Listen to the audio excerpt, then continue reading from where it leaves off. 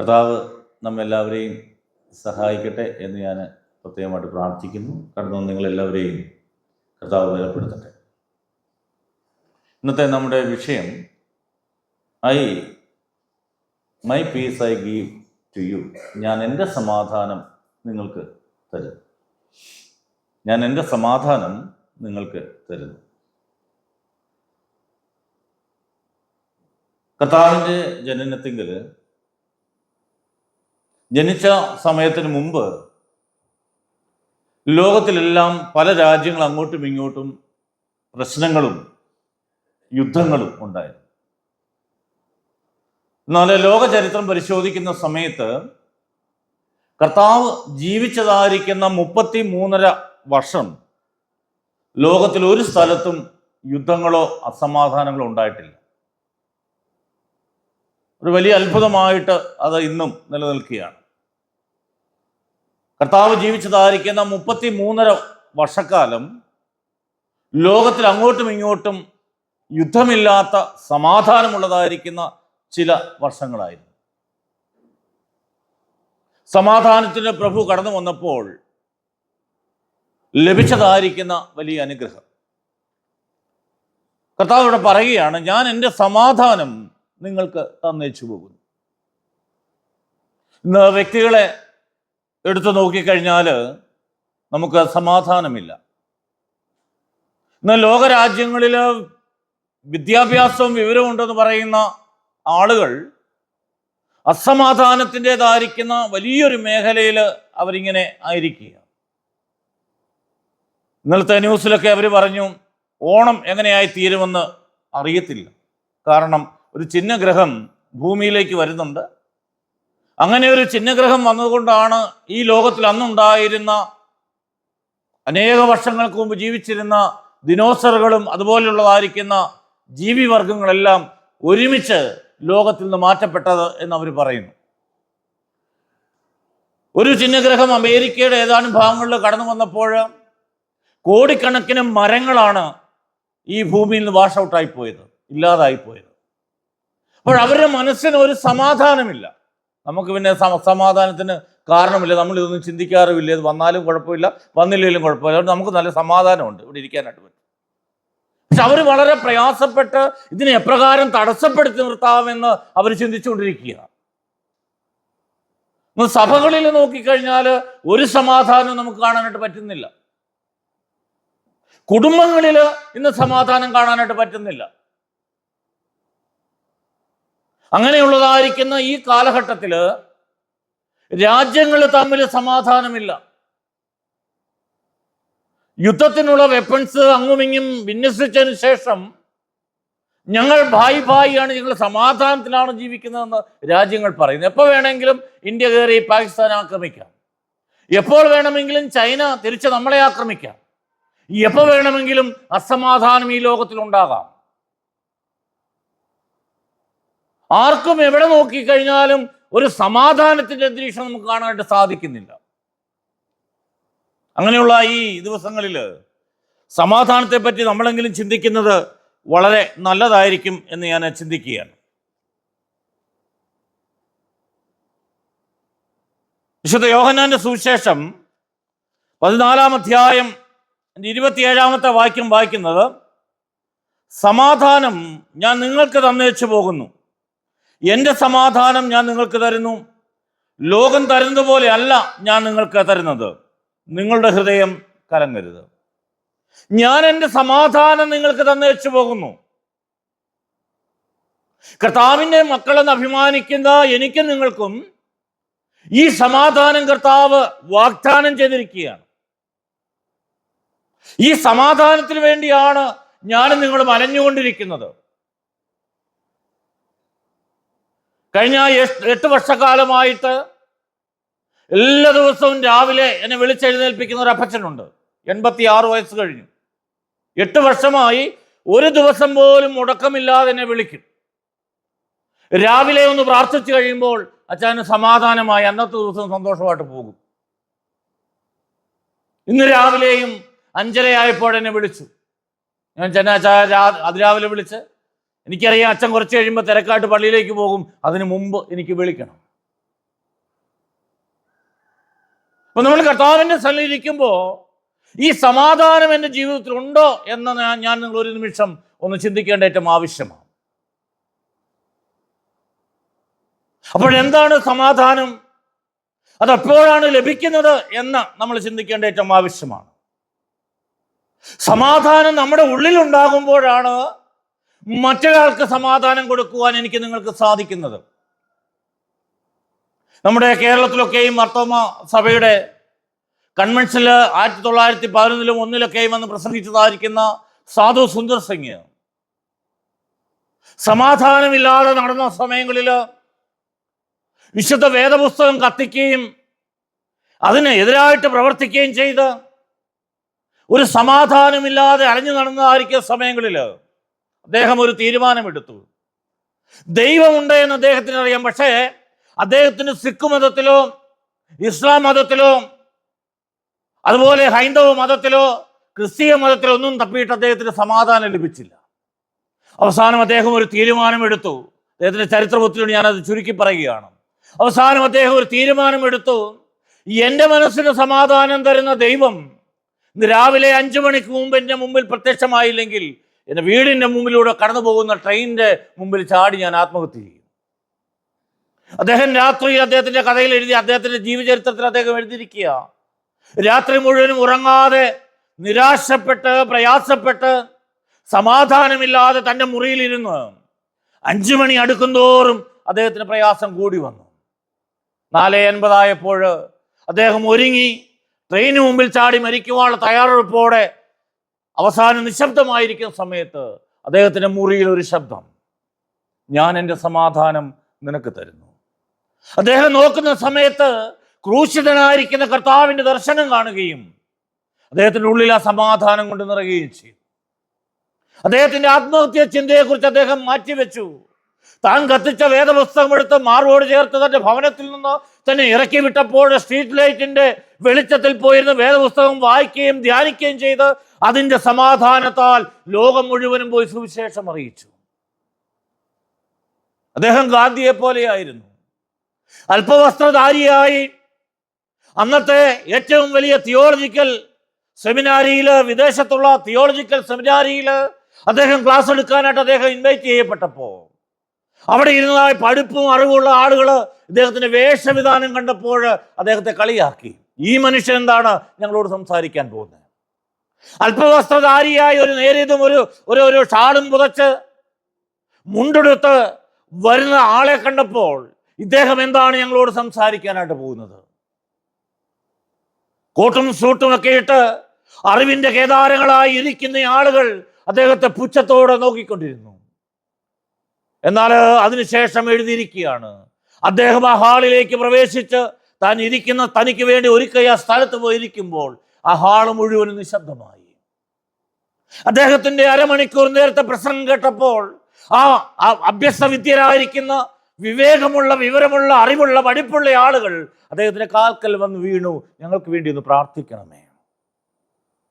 എന്താന്ന് ചോദിച്ചാൽ കർത്താവിന്റെ സമാധാനമുള്ള ഒരു മനുഷ്യനായി ഉള്ളിൽ പ്രവേശിച്ചപ്പോൾ, കർത്താവ് സമാധാനം കൊടുത്തൊരു വ്യക്തി ആ വലിയവരായ ആളുകളുടെ മധ്യത്തിലേക്ക് പ്രവേശിച്ചപ്പോൾ അവിടെ നിശബ്ദമായി ആ സമാധാനം അവരുടെ ഹൃദയങ്ങളിലേക്കും പകരപ്പെടും നമുക്ക് കാണാനായിട്ട് സാധിക്കുന്നു. ഇന്ന് ഈ ആരാധനയിൽ കടന്നു വന്ന് നിങ്ങളോട് 10 മിനിറ്റ് കൊണ്ട് ചില കാര്യങ്ങൾ പറഞ്ഞ് ഞാൻ അവസാനിപ്പിക്കുവാനായിട്ട് ആഗ്രഹിക്കുക. സമാധാനം എന്ന വാക്കിന് യഹൂദർ എബ്രായ ഭാഷയിൽ പറയുന്ന ഷാലോം എന്നുള്ള വാക്കാണ്. ഷാലോം അത് ഗ്രീക്ക് ഭാഷയിലേക്ക് വരുമ്പോൾ ഐറിനി എന്നുള്ളതായിരിക്കുന്ന വാക്ക് നമുക്ക് കാണാനായിട്ട് സാധിക്കും. ഈ 2 വാക്കിന് ഷാലോം എന്ന വാക്കും, ഞാൻ ആ വീട് പണിത സമയത്ത് അതിനൊരു പേര് വേണമെന്ന് പറഞ്ഞ് കുറേ നാൾ പ്രാർത്ഥിച്ചു. അപ്പൊ കർത്താവ് തന്നൊരു പേര് ഈ ഷാലോം, ഇതുവരെ ഞാൻ എഴുതി വെച്ചിട്ടില്ല. കുറേ പ്രാർത്ഥിച്ചു കഴിഞ്ഞപ്പോൾ കർത്താവ് എനിക്ക് തന്നൊരു പേര് ഷാലോം എന്നുള്ള വാക്ക്. വീട്ടുപേര് മാറണ്ടെന്ന് ഓർത്ത് ഞാനിങ്ങനെ അത് വെക്കാതെ ഇങ്ങനെ ഇരിക്കുക. ഈ വാക്കിന്റെ അർത്ഥം മാനസികമായിട്ടും ശാരീരികമായിട്ടും ആത്മീകമായിട്ടും നമുക്ക് ലഭിക്കുന്നതായിരിക്കുന്ന ശാന്തതയാണ് സമാധാനം. ഒരിക്കലും ചിത്രരചനയ്ക്കുള്ള നോബൽ സമ്മാനം കിട്ടിയ ഒരു പടം, അനേക പടങ്ങൾ ഇൻവൈറ്റ് ചെയ്യപ്പെട്ടതിൽ അതിൽ സെലക്ട് ചെയ്തായിരിക്കുന്ന ഒരു പടം എന്ന് പറയുന്നത് അതിശക്തമായിരിക്കുന്ന കാറ്റിനാൽ ഉലയുന്ന ഒരു മരത്തിന്റെ ചില്ലയില് ഒരു തൂക്കണാങ്കുരുവി, കൊച്ചു കുരുവി പക്ഷി തൻ്റെ ആ കൂടിന്റെ ഫ്രണ്ടിലോട്ട്, കൊച്ചു കൂടിന്റെ ഫ്രണ്ടില് തൻ്റെ ചുണ്ടും തൻ്റെ കണ്ണും പുറത്തോട്ടിട്ടുകൊണ്ട് ആ ആടിയുല്ലെന്ന മരത്തെയും താഴെ അതിശക്തമായി ഒഴുകിക്കൊണ്ടിരിക്കുന്ന നദിയെയും കണ്ടുകൊണ്ട് ശാന്തമായിരിക്കുന്ന ഒരു ചിത്രം, അതിനാണ് സമാധാനത്തിന് നോബൽ പ്രൈസ് കൊടുത്തത്. അപ്പൊ നമ്മുടെ ജീവിതത്തിൽ പ്രശ്നം ഒഴിഞ്ഞിട്ട് സമാധാനം ലഭിക്കുകയില്ല, ഭാരങ്ങൾ മാറിയിട്ട് നമുക്ക് സമാധാനം ലഭിക്കുകയില്ല. സമാധാനത്തിന്റെ പ്രഭുവിനെ നാം കണ്ടുമുട്ടുമ്പോഴാണ് എനിക്ക് നിങ്ങൾക്ക് സമാധാനം ഉണ്ടാകുന്നത്. പുതിയ നിയമത്തിൽ പറയുന്നു, യേശു കർത്താവ് നിമിത്തം, യേശു കർത്താവിന്റെ മരണം നിമിത്തം എനിക്ക് സ്വർഗത്തിലെ ദൈവത്തോട് സമാധാനമുണ്ട്. ഞാൻ എന്തേ ഷാലോമിലാണ് എന്ന് പറഞ്ഞാൽ ദൈവവും ഞാനുമായിട്ട് ഒരു സമാധാന ഉടമ്പടിയിലേക്ക് വന്നിരിക്കുക. പതറിപ്പോകുന്ന സാഹചര്യങ്ങളില്, തകർന്നു പോകുന്ന സാഹചര്യങ്ങളില്, വിഷാദത്താൽ ഞരങ്ങുന്ന സാഹചര്യങ്ങളില് നിങ്ങൾ നമ്മുടെ ക്രിസ്തീയ പാട്ടുകളൊക്കെ എടുത്ത് എഴുതിയതിന്റെ പശ്ചാത്തലം നിങ്ങളൊന്ന് പരിശോധിക്കണം. അനേക പാട്ടുകൾ ഞാൻ ഇടയ്ക്കിടയ്ക്ക് അങ്ങനെ ഈ പാട്ടിന്റെ പശ്ചാത്തലം പരിശോധിക്കാറുണ്ട്. തകർന്ന് തരിപ്പണമാകുമ്പോൾ നമ്മൾ സാധാരണ പാടുന്ന ഒരു പാട്ടാണ്. പോട്ടെ, സമയം പോകും, അതുകൊണ്ട് ഞാൻ പറഞ്ഞില്ല.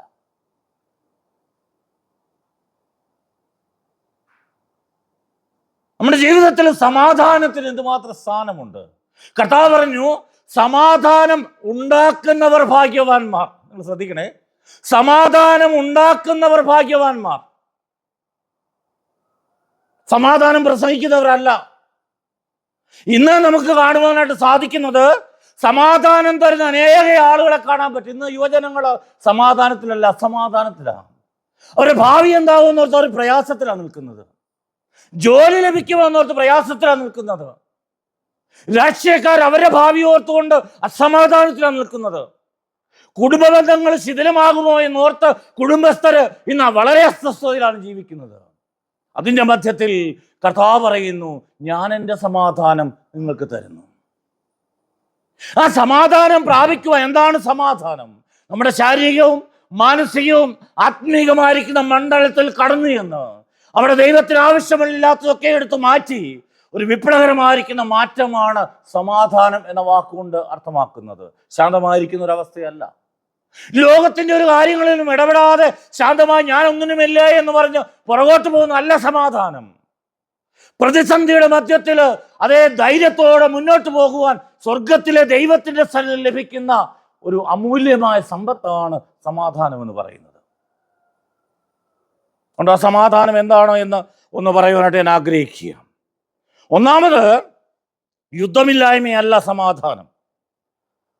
മനുഷ്യനും മനുഷ്യനും തമ്മിലുള്ള നല്ല വ്യക്തിബന്ധങ്ങൾ ഇന്നൊന്നാം പാഠമായിട്ട് വായിച്ചു കേട്ടപ്പോൾ രാജ്യങ്ങൾ തമ്മിൽ യുദ്ധമില്ലാത്ത അവസ്ഥയല്ല, ആ യുദ്ധത്തിന് പരിസമാപ്തി വരുത്തുന്നവരെയാണ് സമാധാനത്തിന്റെ പുത്രന്മാരെന്ന് പറയുന്നത്. ഈ അടുത്ത സമയത്ത് മോദി സമാധാനത്തിന്റെ പ്രഭുവാന്ന് പറയുന്ന ഒരു കാര്യം നിങ്ങൾ കേട്ട് കാണും അല്ലേ? കേട്ടായിരുന്നോ? യുക്രൈനും റഷ്യയുമായിട്ടുള്ള യുദ്ധത്തില് മോദി കടന്നുപോയത് പറഞ്ഞ് അവസാനിപ്പിച്ചപ്പോൾ സമാധാനത്തിന്റെ വക്താവ്, സമാധാനം ഉണ്ടാക്കുന്നവരാണ് ഭാഗ്യവാന്മാർ. പലപ്പോഴും നമ്മുടെ ജീവിതത്തിലെ കുഴപ്പം, എൻ്റെ ഇംഗിതത്തിനനുസരിച്ച് കാര്യങ്ങൾ വരുന്നില്ല എങ്കിൽ ഞാൻ അസമാധാനം ഉണ്ടാക്കും. ഞാൻ പറയുന്ന പോലെ കാര്യങ്ങൾ മുന്നോട്ട് പോയില്ലെങ്കിൽ അസമാധാനം ഉണ്ടാകും.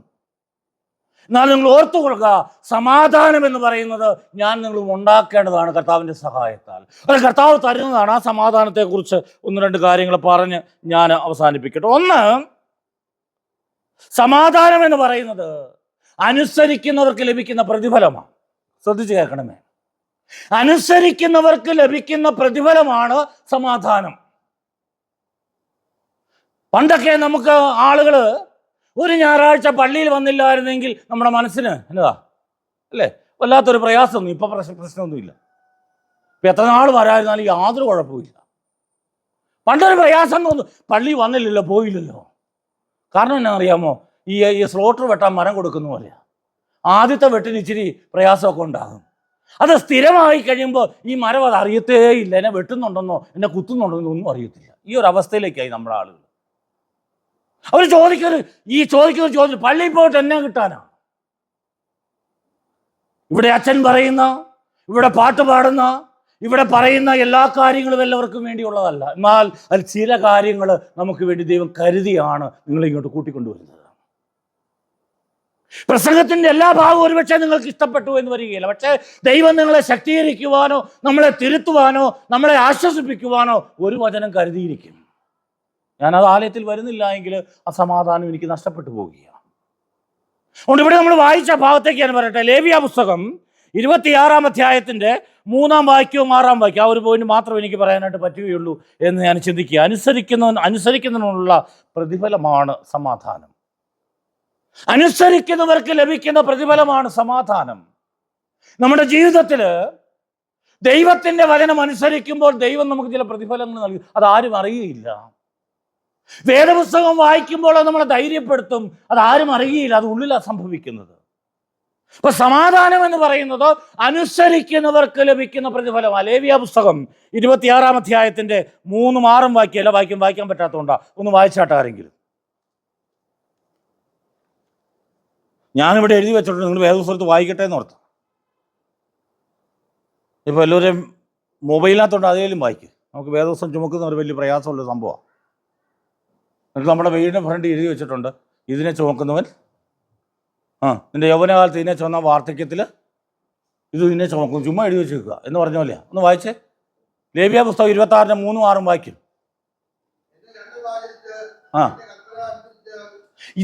എൻ്റെ സാറേ ഒന്നുകൂടെ വായിച്ചേ. എൻ്റെ ചട്ടം ആചരിച്ച് എൻ്റെ കൽപ്പനകളെ പ്രമാണിച്ച് അനുസരിച്ചാൽ, ശ്രദ്ധിക്കണേ, എൻ്റെ കൽപ്പന, സ്വർഗത്തിലെ ദൈവം നമുക്ക് തന്നിരിക്കുന്ന കൽപ്പനകളും ചട്ടങ്ങളും നീ പ്രമാണിച്ച് അനുസരിച്ചാൽ ഞാൻ തക്ക സമയത്ത് നിനക്ക് മഴ തരും. ഇപ്പം നമ്മുടെ വലിയ പ്രശ്നം, മഴ എപ്പോഴാണ് പെയ്യുന്ന ഒരു പിടിപാടുമില്ല. ഇന്നലെ രാവിലെ തൊട്ട് ഉച്ചവരെ നല്ല വെയിലായിരുന്നു. ഞങ്ങളൊരു വിവാഹത്തിന് പോയി. വിവാഹം കഴിഞ്ഞ് ഞങ്ങൾ ഹാളിലേക്ക് പ്രവേശിച്ച് അവിടെ ഇരിക്കാൻ പറ്റത്തില്ല, അതുപോലെ മഴ. ആരും പ്രതീക്ഷിച്ചില്ല ഇങ്ങനെ വലിയ മഴ പെയ്യുമെന്ന്. ഇന്ന് ക്ലൈമറ്റ് എല്ലാം മൊത്തം മാറിപ്പോയെന്നാണ് പറയുന്നത്. ഏത് വിളവ് ഏത് സമയത്ത് ഇടണമെന്ന് അറിയത്തില്ല. വായിച്ചോ, അടുത്ത ഭാഗം കൂടി വായിച്ചോ. തക്ക സമയത്ത് നിനക്ക് മഴ ലഭിക്കും, പിന്നെ ഭൂമി വിളവ് തരും.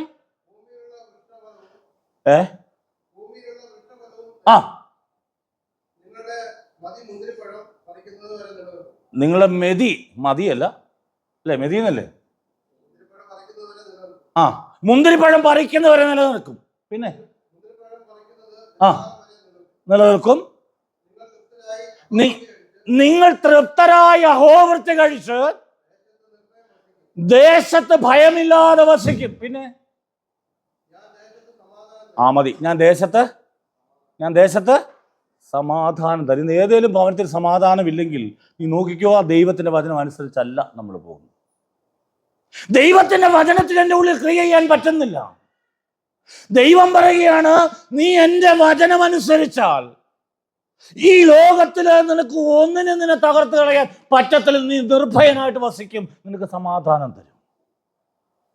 ഒറ്റ കണ്ടീഷൻ, എൻ്റെ വചനം നീ അനുസരിക്കണം. Peace is the result of obedience. അനുസരണത്തിൻ്റെ പ്രതിഫലമാണ് സമാധാനം എന്ന് നമ്മൾ മറന്നു പോകരുത്.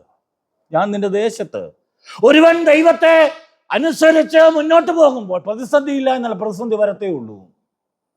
ഞാൻ യുവജനങ്ങളെ ആഹ്വാനം ചെയ്യുക, ഞങ്ങളെപ്പോലുള്ള ആളുകളൊക്കെ എല്ലാത്തിനോടും സമരസപ്പെട്ട് അല്ലേ, അങ്ങനെ പോയാൽ മതി, കുഞ്ഞുങ്ങളായി ഭാര്യയായി ഞങ്ങൾക്ക് ഇനി അനങ്ങാൻ പറ്റത്തില്ല, ഞങ്ങൾ വല്ലാത്തൊരവസ്ഥയിലാണ് പോകുന്നത്. അതുകൊണ്ട് ഞാൻ നിങ്ങളോട് പറയുകയാണ്, നിങ്ങൾക്ക് ചില കാര്യങ്ങൾ എതിർക്കാൻ, നന്മയ്ക്ക് വേണ്ടി നിൽക്കാനായിട്ട് സാധിക്കും. അതെപ്പോഴാണ് ലഭിക്കുന്നതെന്നറിയാമോ? ഈ സമാധാനം എനിക്ക് നമ്മുടെ കുടുംബങ്ങൾ അനുഗ്രഹിക്കപ്പെടാതിരിക്കാനുള്ള കാരണം, നാം ദൈവവചനത്തിന് പുല്ല് വിലയാണ് കൽപ്പിച്ചിരിക്കുന്നത്. വിലയില്ല, ദൈവവചനം വായിക്കത്തില്ല. ഞാൻ നിങ്ങളോട് നേരത്തെ പറഞ്ഞിട്ടുണ്ടോ എന്ന് എനിക്കറിയത്തില്ല. ഞാനൊരു മരണത്തിന് ശേഷമുള്ളതായിരിക്കുന്ന പ്രാർത്ഥനയ്ക്ക് കടന്നു പോയപ്പോൾ ഞാൻ യാക്കോബിൻ്റെ ലേഖനത്തിൽ നിന്ന് 3 യോഹന്നാനിൽ നിന്ന് ഒരു വാക്യം വായിക്കാൻ പറഞ്ഞു. ഞാൻ നോക്കുമ്പോൾ അവിടുത്തെ ആ പ്രിയപ്പെട്ട മകള് നല്ല യൗവനക്കാരിയാണ്. അവൾ പഴയമത്തിൽ ഇങ്ങനെ മറിച്ചുകൊണ്ടിരിക്കുക. ഞാൻ എന്നിട്ട് ഇത് കണ്ടിട്ട് ഞാൻ പറഞ്ഞു, മക്കളത് പഴയമത്തിലല്ല പുതിയമത്തിലാണെന്ന് പറഞ്ഞു. എന്നിട്ട് അവൾ പഴയമ മറിക്കുക. ഞാൻ ചോദിച്ചു, എത്ര ദിവസമായി പിന്നെ വേദം വായിച്ചിട്ട്? അവൾ സത്യം പറഞ്ഞ, അച്ഛാ കുറേ വർഷങ്ങളായി. ഞാൻ ചൈന പറ്റിയ, ഞാനൊരു ടീച്ചറാണ്, എനിക്ക് വേദപുസ്തകം വായിക്കാൻ മാത്രം സമയമില്ല. ഞാനൊരു ടീച്ചറാ, എനിക്ക് വേദപുസ്തകം വായിക്കാൻ, ഞാൻ ഏതെങ്കിലും ടീച്ചറുണ്ട് അവരെക്കുറിച്ചല്ല ഞാൻ പറഞ്ഞു, ആ പെങ്കൊച്ച് പറഞ്ഞതാ, ഞാനൊരു ടീച്ചറാണ്, എനിക്ക് വേദപുസ്തകം വായിക്കാൻ സമയമില്ല. എൻ്റെ വചനം പ്രമാണിക്കണമെങ്കിൽ ഇത് വായിക്കണ്ടേ? എനിക്ക് അനുഗ്രഹം എങ്ങനെയാ വരുന്നത് ദൈവം പറയുന്നത് കേൾക്കണ്ടേ?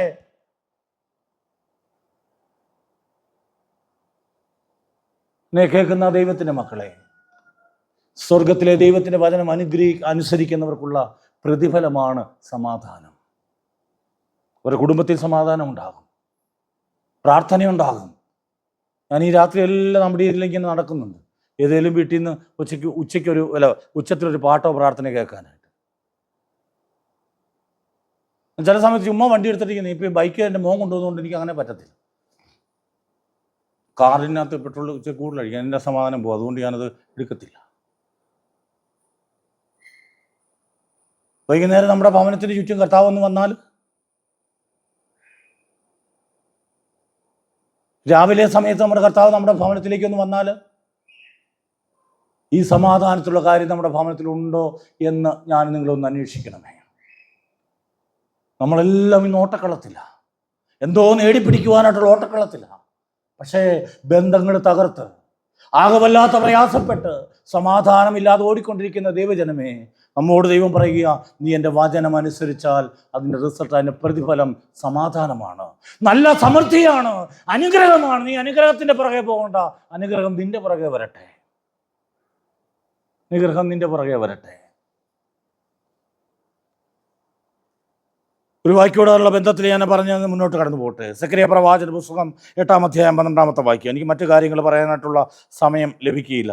സെക്കറിയ പ്രവാചന പുസ്തകം ഇന്ന് 1-ാം പാഠമായിട്ട് വായിച്ച 8-ാം അധ്യായത്തിൻ്റെ 12-ാമത്തെ വാക്യം. അവിടെ വായിക്കുന്നത് ഇങ്ങനെയാണ്. ദൈവത്തിന് നന്ദിയോടെ സ്തോത്രം. പെട്ടെന്ന് വായിച്ച്.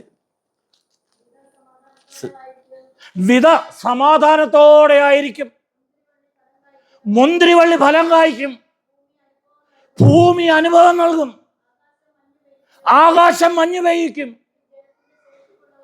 ഈ ജനത്തിൽ ശേഷിപ്പുള്ളവർക്ക് സ്തോത്രം. അവകാശം പറഞ്ഞ് പ്രാർത്ഥിക്കുമോ? ആർക്കാ? ജനത്തിൽ ശേഷിപ്പുള്ളവർക്ക്. നശിച്ചു പോയ കുറെ ആളുകൂട്ടത്തിലല്ല, ജനത്തിൽ ശേഷിപ്പുള്ള ചെറിയൊരു കൂട്ടം ക്രിസ്ത്യാനിയുടെ ഇടയിൽ വേദപുസ്തകം വായിക്കുകയും പ്രാർത്ഥിക്കുകയും ധ്യാനിക്കുകയും ദൈവത്തോട് പ്രാർത്ഥിക്കുകയും ചെയ്യുന്ന മക്കൾക്ക് ചെറിയൊരു കൂട്ടമുണ്ട്. അവർക്ക് ഈ അനുഗ്രഹം ഉണ്ടാകും. അത് എൻ്റെ വീട്ടിൽ വരണമെന്ന് ഞാൻ ആഗ്രഹിക്കണം. സമാധാനം എൻ്റെ വീട്ടിൽ വരണമെന്ന് ഞാൻ ആഗ്രഹിക്കണം. ഒരുമിച്ച് കൂടി ഇരുന്ന് പ്രാർത്ഥിക്കണം. ആ സമാധാനത്തിൻ്റെ കർത്താവ് പറയുന്ന ഒരു സമാധാനപുത്രൻ ആ ഭവനത്തിലുണ്ടെങ്കിൽ ആ ഭവനത്തിന് സമാധാനം. ഒരാൾ ഒരു ഭവനത്തിൽ സമാധാനത്തിന് വേണ്ടി ആഗ്രഹിക്കുന്നുണ്ടെങ്കിൽ കർത്താവ് വന്നവിടെ വസിക്കുമെന്ന്. എവിടെ നിങ്ങളുടെ ഭർത്താവ്? എവിടെ നിങ്ങളുടെ ഭാര്യ? ഒരുമിച്ചിരുന്ന് പ്രാർത്ഥിക്കാൻ, ഒരുമിച്ച് പള്ളിയിൽ വരാൻ, ഒരുമിച്ച് ദൈവത്തെ സ്തുതിക്കാൻ നാം കണ്ണീരോടെ പ്രാർത്ഥിക്കാറുണ്ടോ? കണ്ണീരോടെ പ്രാർത്ഥിക്കാറുണ്ടോ?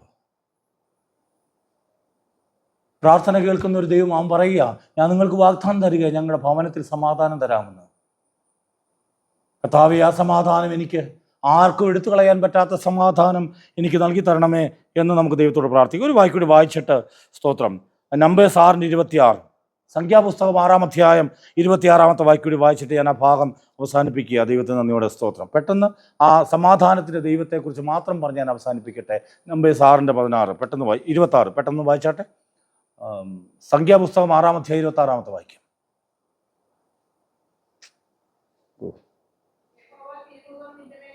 യഹോവ തിരുമുഖം നിന്റെ മേൽ ഉയർത്തി, ശ്രദ്ധിക്കണേ, നിനക്ക് സമാധാനം നൽകുമാറാകട്ടെ. യഹോവ തിരുമുഖം നിന്റെ മേൽ ഉയർത്തി. നമ്മൾ ചിലപ്പോൾ ഈ ആരാധനയ്ക്ക് അവസാനം ആശീർവാദം പറയുന്ന ഒരു ആശീർവാദ വാക്കാത്. യഹോവ തിരുമുഖം നിന്റെ മേൽ ഉയർത്തി. ആർക്കാ സമ്മാനം ലഭിക്കുന്നത്? കർത്താവിൻ്റെ മുഖം ദർശിക്കുന്നവർക്ക്, കർത്താവിൻ്റെ തിരുക്കൃപ ലഭിക്കുന്നവർക്ക് അവൻ സമാധാനം നൽകി അനുഗ്രഹിക്കട്ടെ. പോകുമ്പോൾ, ഈ ആലയം വിട്ടു പോകുമ്പോൾ ദൈവത്തിൻ്റെ ആശീർവാദമാ.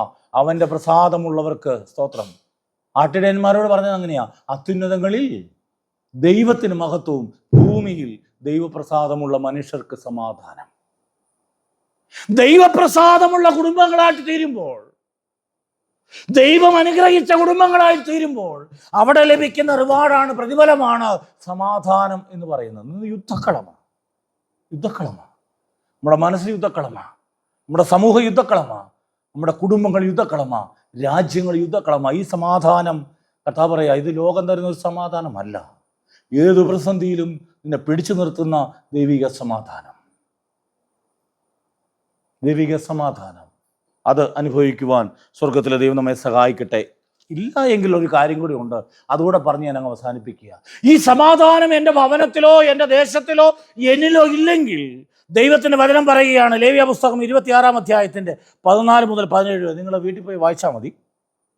ഭീതി, ക്ഷയം, രോഗം, ജ്വരം, ഇതൊക്കെയും ആയിരിക്കും അതിൻ്റെ ഫലം. ഭീതിയായിരിക്കും നിനക്ക്. വചനം കേൾക്കുമ്പോൾ ഭയമാ. ഒരിക്കലും ഒരു സഹോദരനോട് പറഞ്ഞു, അച്ഛാ ദൈവവചനം പറഞ്ഞ് ഞങ്ങളെ പേടിപ്പിക്കരുത്. ഞാൻ അദ്ദേഹത്തെ പേടിപ്പിക്കാനൊന്നും പറഞ്ഞില്ല, പക്ഷെ ആ വചനം കേട്ടപ്പോൾ അദ്ദേഹത്തിന് ഭയമായി. പുതിയ നിയമത്തിലുണ്ടല്ലോ, പൗലോസിനെ കാരാഗൃഹത്തിൽ കൊണ്ടിട്ട് ഹെരോദ രാജാവിൻ്റെ മുമ്പിൽ പോയി ഇന്ദ്രജയം എന്ന വിഷയം പറയുന്നവരെയും രാജാവ് ശ്രദ്ധിച്ച് കേട്ടുകൊണ്ടിരുന്നു. ഇന്ദ്രജയത്തെക്കുറിച്ച് പറഞ്ഞപ്പോൾ രാജാവ് എഴുന്നേറ്റ് പറഞ്ഞു, ഇപ്പോൾ ഇത് മതി, ബാക്കി ഞാൻ പിന്നെ കേട്ടോളാം. ഭയന്നുപോയി. രാജാവ് ഭയന്നു പോയതാണെന്ന് ദൈവത്തിൻ്റെ വചനം. അതുകൊണ്ട് ഈ സമാധാനമില്ലാത്ത ആളുകൾക്ക് ഉള്ളിൽ ഭീതിയാണ്, ക്ഷയമാണ്, രോഗമാണ്, പ്രയാസമാണ്. ആ വാക്യം വായിച്ചാട്ടെ, ലേവ്യ പുസ്തകം. എനിക്ക് 1-2 കാര്യം മാത്രം പറയട്ടെ. 14-ാമത്തെ വാക്യം വായിച്ചു, 26-ന്റെ. എനിക്കിത് നിങ്ങളോടുള്ള പ്രയാസം പെട്ടെന്ന് വേദപുസ്തകത്ത് വായിച്ചു. എന്നാൽ നിങ്ങൾ എൻ്റെ വാക്ക് കേട്ടാൽ സമാധാനവും സമൃദ്ധിയും, എന്നാൽ എൻ്റെ വാക്ക് കേൾക്കാഞ്ഞാൽ,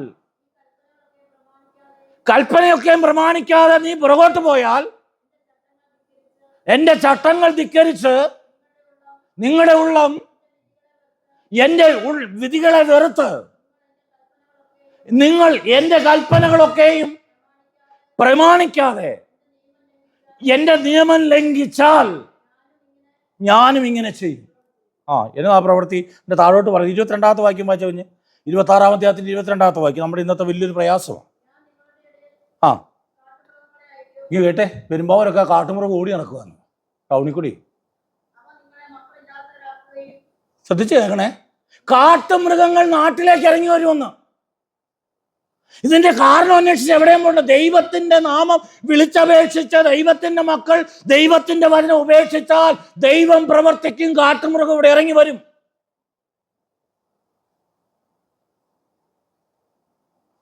എവിടെ? ടൗണിൽ കൂടെ പുലി നടക്കുക, ടൗണിലേക്ക് കാട്ടാനകൾ ഇറങ്ങി വരിക. മനുഷ്യന്റെ സ്വഭാവം വല്ലാതെ മാറിപ്പോയി.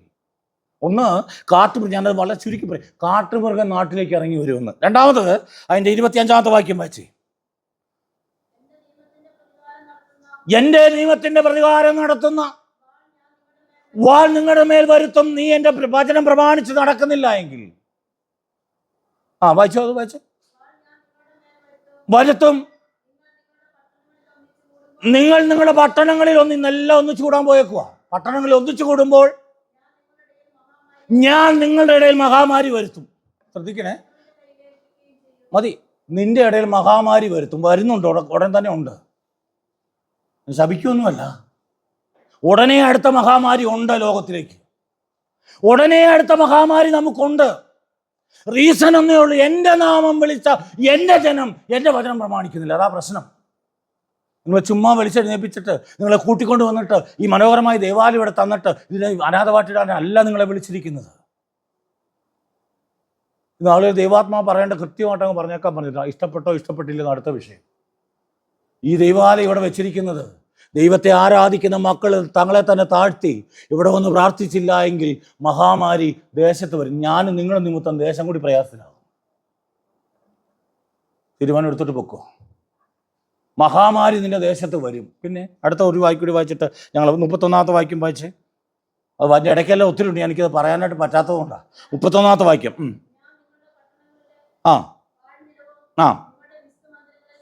നിന്റെ വിശുദ്ധ മന്ദിരത്തെ ശൂന്യമാക്കുന്ന ലക്ഷണങ്ങളൊക്കെ കാണുന്നുണ്ട്. കർത്താവിൻ്റെ വചനം അനുസരിക്കാതെ തലമുറ മാറിപ്പോകുമ്പോൾ ദൈവത്തെ ആരാധിക്കേണ്ടുന്ന ആലയത്തിൽ ആളില്ലാതെ ശൂന്യമാകും.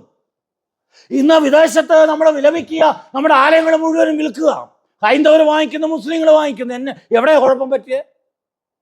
ആലയത്തിന്റെ ഉദ്ദേശം മറന്ന് ചെറിയ കാപ്പി കൊടുക്കാൻ തുടങ്ങി, പിന്നെ കഞ്ഞി കൊടുക്കാൻ തുടങ്ങി. അവിടുത്തെ കാര്യം പറഞ്ഞേ. എന്നിട്ട് പള്ളിയുടെ സൈഡിൽ നല്ല വലിയ വലിയ രമ്യഹർമ്മ്യങ്ങൾ പണിത് അതിനകത്ത് കുടിച്ച് കൂത്താടാൻ തുടങ്ങി. ഇപ്പൊ ആ സംഭവം അവിടെ ഉണ്ട്, പള്ളിക്കകത്ത് ആരുമില്ല. ഞാൻ നിങ്ങളും പറയുന്നത് ശിക്ഷ വരികയില്ലെന്നാ. ഓർത്തോണം, നിന്റെ ആലയം ശൂന്യമാകും. അടുത്തത് അതിന്റെ വാക്യം വായിച്ചു. ആ ആ ഞാൻ നിങ്ങളെ ജാതികളുടെ ഇടയിൽ ചിതറിച്ച് നിന്റെ പിന്നാലെ വാള് വരും. ഇതാകട്ടെ നിങ്ങളുടെ ദേശം. അതുകൊണ്ട് റിസൾട്ട് എന്ന് പറയുന്നത് സമാധാനമാണ്. അനുസരിച്ചില്ലെങ്കിൽ അസമാധാനമാണ്. ഒന്നുകൂടെ പറഞ്ഞ് ഞാൻ അവസാനിപ്പിക്കട്ടെ. Peace is a blessing of God to his people. ദൈവത്തിൻ്റെ ജനത്തിന് ദൈവം നൽകുന്ന ഒരു അനുഗ്രഹമാണ്, ബ്ലെസ്സിങ് ആണ് ഈ സമാധാനം എന്ന് പറയുന്നത്. ഒന്ന്, അനുസരണത്തിൻ്റെ ഫലമാണ് സമാധാനം. രണ്ട്, ദൈവം നൽകി തരുന്ന അനുഗ്രഹമാണ് സമാധാനം. ഒറ്റ വാക്ക് മാത്രം വായിച്ച് അവസാനിപ്പിക്കുന്നു. നമ്മൾ മുമ്പേ വായിച്ച ദൈവത്തിന് നിങ്ങളുടെ സ്തോത്രം. വേണ്ട, സങ്കീർത്തനം 4:8 മാത്രം ഒന്ന് വായിച്ചാട്ടെ. ഈ ദൈവം പറയുന്നൊരു കാര്യം നിങ്ങളെ ഞാൻ അനുഗ്രഹിച്ച് പറഞ്ഞു വിടുകയാണ്. ഒന്ന് വായിച്ചാട്ടെ, സങ്കീർത്തനം 4:8. അവിടെ വായിക്കുന്ന ഇങ്ങനെ, മറ്റൊരാൾ 37 സങ്കീർത്തനം 11-ാമത്തെ വാക്യം. ഇത് 2 വാക്യം വായിച്ച് അവസാനിപ്പിക്കും. ഞാൻ സമാധാനത്തോടെ കിടന്നുറങ്ങും. ഞാൻ സമാധാനത്തോടെ കിടന്നുറങ്ങും എന്ന് പറഞ്ഞാൽ സമാധാനമുള്ളവന് എവിടെ കിടന്നാലും അപ്പോൾ ഉറക്കം വരും. ഇത് 1.5 ലക്ഷം 2 ലക്ഷം രൂപയുടെ ബെഡും വാങ്ങിച്ചിട്ടിട്ട് തിരിഞ്ഞും മറിഞ്ഞും ചവിട്ടി പൊളിച്ച് കളയുക, ഉറക്കം കിട്ടുന്നില്ല. അല്ല, ദൈവത്തിൻ്റെ വചനം പറയുന്നത്, നീ കർത്താവേ നീ എന്നെ സമാധാനത്തോടെ കിടന്നുറങ്ങുവാൻ അനുവദിക്കുന്നു. ദൈവം തരുന്ന അനുഗ്രഹമാണ് പ്രിയമക്കളെ. അവന് ടൗണിൽ പോയി ഒരു പേപ്പർ വിരിച്ച് കിടന്നാലും അങ്ങനെയുള്ള ദൈവത്തിൻ്റെ മക്കൾ അവിടെ കിടന്നുറങ്ങും. സമാധാനം നൽകുന്നവൻ ദൈവമാണ്. It's A blessing from God. ദൈവത്തിൻ്റെ അനുഗ്രഹമാണ് ഈ സമാധാനം. ഒരു വാക്യം മാത്രം വായിച്ച് അവസാനിപ്പിക്കട്ടെ. സ്തോത്രം. 37-ാം സങ്കീർത്തനത്തിൻ്റെ 11-ാമത്തെ വാക്യം. അവിടെ പറയുന്നത് ഇങ്ങനെയാണ്, പ്രശ്നങ്ങളില്ല എന്നുള്ളതല്ല, പ്രശ്നങ്ങളുടെ മധ്യത്തിൽ സമാധാനം നൽകി തരുന്നത് ദൈവത്തിൻ്റെ അനുഗ്രഹമാണ്. 37-ാം സങ്കീർത്തനം 11-ാമത്തെ വാക്യം. എന്നാൽ സൗമ്യതയുള്ളവർ ഭൂമിയെ അവകാശമാക്കും. സമാധാന സമൃദ്ധിയിൽ, കേട്ടോണേ, സമാധാനത്തിന് സമൃദ്ധി ഉണ്ടെന്ന്. ഇന്നലത്തെ സമാധാനമല്ല, അതിനേക്കാൾ കുറച്ചുകൂടി നല്ലൊരു സമാധാനം ഇന്ന് അത് സമൃദ്ധിയായിട്ട് വിളയാനായിട്ട് തുടങ്ങും.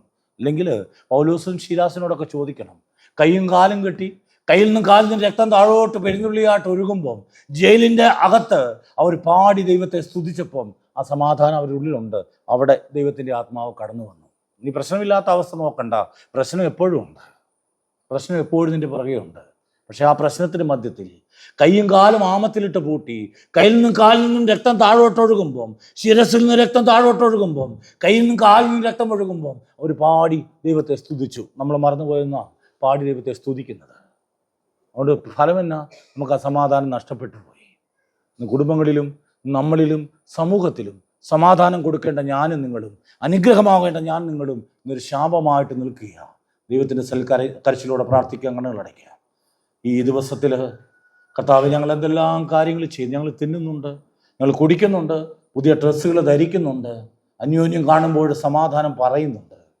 എന്നാൽ കർത്താവ്, ഈ സമാധാനം ഞങ്ങൾ നിന്ന് അകലെയാണ് എന്ന് പലപ്പോഴും ഞങ്ങൾക്ക് തോന്നുന്നു.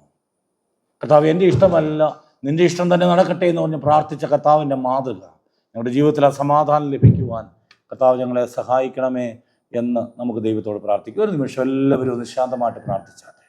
കർത്താവേ, ആ സമാധാനം ഞങ്ങൾ ഇന്ന് ഈ ആലയത്തിൽ കടന്നു വന്നതുകൊണ്ട്, കുടുംബമായിട്ട് ജീവിക്കുന്നതുകൊണ്ട്, ഞങ്ങൾ സമൂഹത്തിലേക്ക് പോകുമ്പോൾ സമാധാനം ഉണ്ടാക്കുന്നവരായിരിക്കാൻ, പ്രയാസങ്ങൾ ഊതി വീർപ്പിക്കുന്നവരായിട്ടല്ല. ബലൂൺ വീർപ്പിക്കുന്ന പോലെ വീർപ്പിച്ചു കഴിഞ്ഞാൽ അത് അവസാനം നമ്മൾ പൊട്ടിപ്പോകും, നിലനിൽക്കാൻ സാധിക്കത്തില്ല. അതുകൊണ്ട് കുടുംബത്തിൽ സമാധാനം ഉണ്ടാക്കുന്നവരായി നമുക്ക് രൂപാന്തരപ്പെടാം. സമൂഹത്തിൽ സമാധാനം ഉണ്ടാക്കുന്നവരായി നമുക്ക് രൂപാന്തരപ്പെടാം. അസ്വസ്ഥതയ്ക്കുള്ള അനേക കാര്യം നിൽക്കുമ്പോൾ സമാധാനത്തിനുള്ള അന്വേഷിക്കുന്നവരായി നമുക്ക് രൂപാന്തരപ്പെടാം. കർത്താവേ, എൻ്റെ കുറവുകളെ ക്ഷമിക്കണമേ എന്ന് നമുക്ക് ദൈവത്തോട് പ്രാർത്ഥിക്കാം. നമ്മൾ പാടിയപ്പോൾ ഒരു പാട്ടിൻ്റെ കൂട്ടായ്മക്കാരൻ പാടിയപ്പോൾ ഒരു പാട്ടിന് ആ ഒരു ശീലിങ്ങനെ പാടി, സമാധാനമില്ലാതെ ഞാൻ അലഞ്ഞു, യേശു സമാധാനമായി എന്നരികിൽ വന്നു. ആ സ്റ്റാൻസ് ഒന്ന് പാടിയാട്ടെ. കർത്താവേ, ഇന്ന് സമാധാനത്തോടെ ഞങ്ങളെ പറഞ്ഞയക്കണമേ എന്ന് ഒരു പ്രാർത്ഥനയായിട്ട് നേരത്തെ പാടിയപ്പോൾ ശ്രദ്ധിച്ചില്ല എങ്കിൽ ഇപ്പോൾ ശ്രദ്ധയോടെ ആ പാട്ടൊന്ന് പാടിയാട്ടെ. സമാധാനമില്ലാതെ അലയുകയാണോ, അതോ സമാധാനത്തിൻ്റെ മക്കളായി ദൈവത്തിൻ്റെ വചനം അനുസരിച്ച് സമാധാനം പ്രാപിച്ചവരായി നമ്മൾ രൂപാന്തരപ്പെട്ടിട്ടുണ്ടോ? പ്രാർത്ഥനയായി ആ പാട്ട് നമുക്കിപ്പോഴൊന്ന് പാടാം. ആവശ്യാൻസ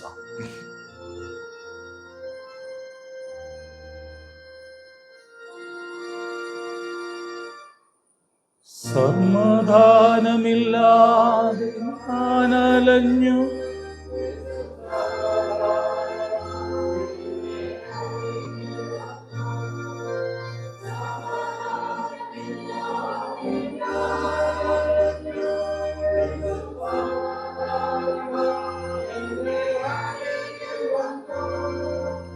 അവനെന്നെ അണച്ചു, അവനെന്നെ താങ്ങി, ഭുജബലത്താൽ എന്നെ നടത്തിയിടുന്നു.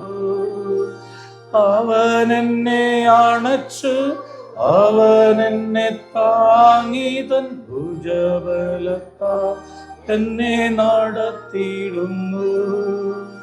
യേശുവിൻ നാമം